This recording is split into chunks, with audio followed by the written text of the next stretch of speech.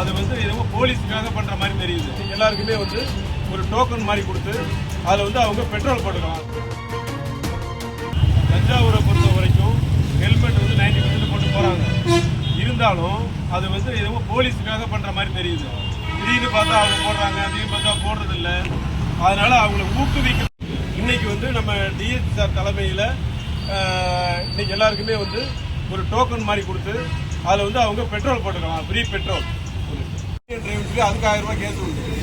ஆனால் வந்து இவங்க போட்டதுனால காவல்துறையின் சார்பாக அவங்களுக்கு நன்றியை தெரிவிச்சுட்டு அவங்க அட்ரஸை நோட் பண்ணியிருக்கோம்.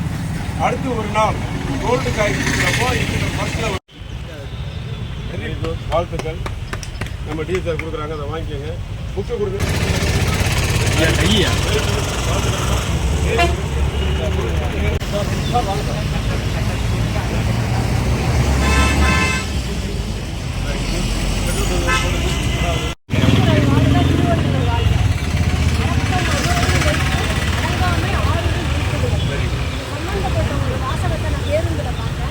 ஆடம்பர வாழ்க்கையை வாழலாம், இதில் தப்பில்லை. ஆனால் ஆரம்ப வாழ்க்கையை நம்ம மறந்து விடக்கூடாது அப்படிங்கிறது இப்போ பழமொழியில் திருக்குறளோட ஒத்து போகப்பட்ட இந்த மாதிரி தலைக்காகத்தான் உயிர் போகணுங்கிற இந்த வலியுறுத்தி மக்களிடம் வலியுறுத்தி நிறுத்தி நிறுத்திய காவல்துறைக்கு நான் மிக்க நன்றி தெரிவிக்கிறேன். வியாபாரம்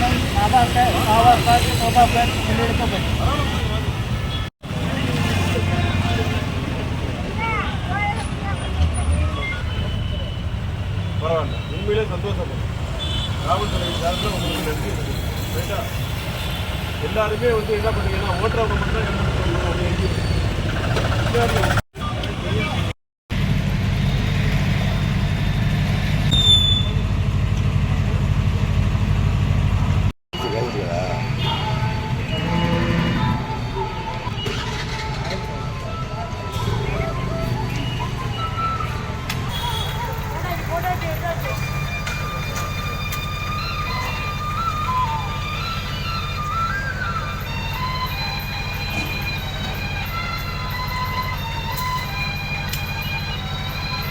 உள்ள போங்க, உள்ள போங்க, போங்க போங்க.